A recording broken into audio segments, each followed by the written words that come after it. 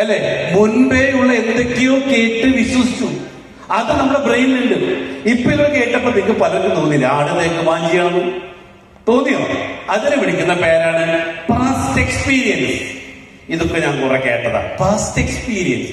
ഈ ട്രാപ്പിൽ പെട്ടുപോയ പലരും ഇന്നും സ്ട്രഗിളിംഗ് തന്നെയുണ്ട്.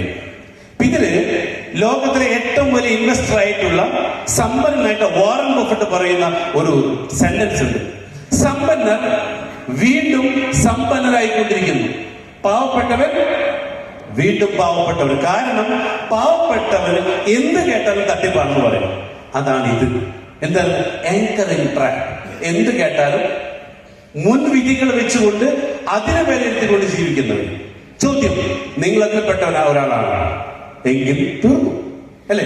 രണ്ടാമത്തെ ട്രാപ്പാണ് സ്റ്റാറ്റസ് ക്യൂ ട്രാപ്പ്. ഇങ്ങനെ പറയുന്നത് ഇപ്പോൾ എന്താണോ തൽസ്ഥിതിയിൽ തുടരുക. ഇപ്പൊ അത് മതി, വേണ്ടാത്ത വയ്യാതിരിക്കുന്നു ഞാനില്ല, ഇപ്പൊ ഉള്ളത് മതിയേ, അല്ലെ?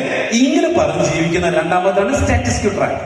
മൂന്നാമത്തെ ട്രാപ്പാണ് സങ്ക് കോസ്റ്റ് ട്രാപ്പ് എന്ന് പറയും. അതായത് സ്റ്റിക്കിംഗ് ടു റോങ് ഡിസിഷൻ. നിങ്ങളിപ്പോ എന്തൊരു തീരുമാനം എടുത്ത് നടക്കുന്നുണ്ട്, അതിൽ തന്നെ തെറ്റായാലും ശരിയായാലും ഞാൻ ഇതേ ചെയ്യും. എങ്ങനെ? തെറ്റായാലും ശരിയായാലും ശരി, ഞാൻ ഇതേ ചെയ്യും. എന്റെ തിരുത്തണ്ട മോനെ, ഞാൻ നന്നാവില്ല. അപ്പൊ ഈ മൂന്ന് ട്രാപ്പിൽ പെട്ട ആളുകൾ ആരൊക്കെ അവിടെ ഉണ്ട് എങ്കിൽ ആ ട്രാപ്പിൽ പെട്ടിട്ടുണ്ടെങ്കിൽ ഒരു കാര്യം ഉറപ്പിച്ചോ, നിങ്ങൾ ഈ മൂന്ന് ട്രാപ്പിൽ ഏതെങ്കിലും ഒന്നിലുണ്ടെങ്കിൽ നിങ്ങൾ എന്നും ഈ പറഞ്ഞ സ്ട്രഗിളിംഗിൽ തന്നെ നമ്മൾ ജീവിക്കേണ്ടി വരും. അപ്പൊ അതിൽ നിന്നും വ്യത്യസ്തമായിട്ട് നമ്മൾ എന്ത് ചെയ്യണം? തീരുമാനങ്ങൾ. അപ്പൊ ഇങ്ങനെ പറയും, പണ്ട് എടുത്ത തീരുമാനങ്ങളാണ് നമ്മുടെ പ്രവൃത്തികൾ, ആ പ്രവൃത്തികളാണ് നമ്മുടെ ശീലങ്ങൾ, ആ ശീലങ്ങളുടെ റിസൾട്ടാണ് നമ്മളിപ്പോ അനുഭവിച്ചു കൊണ്ടിരിക്കുന്നത്. അപ്പൊ തെറ്റെവിടെയായിരുന്നു?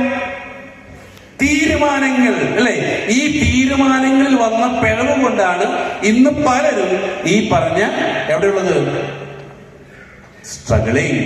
അപ്പൊ അതിൽ പറയുന്ന മൂന്ന് ചോദ്യങ്ങൾ നിങ്ങളോട് ചോദിക്കാം.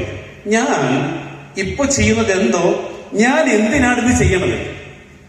ചോദ്യം ഒന്ന്, നിങ്ങളിപ്പോ ഏത് ബിസിനസ് ആയിക്കോട്ടെ, ജോലി ആയിക്കോട്ടെ, നിങ്ങളോട് ചോദിച്ചു നോക്കുക, ഞാൻ എന്തിനാണ് ഇത് ചെയ്യണത്? രണ്ട്, ഞാൻ ചെയ്തതിന്റെ ഫലം എന്തായിരിക്കും? ഞാൻ ഇപ്പോൾ ചെയ്യുന്ന പണി തന്നെ ചെയ്തുകൊണ്ടിരുന്നാൽ ഇതിന്റെ ആഫ്റ്റർ എഫക്ട് എന്തായിരിക്കും?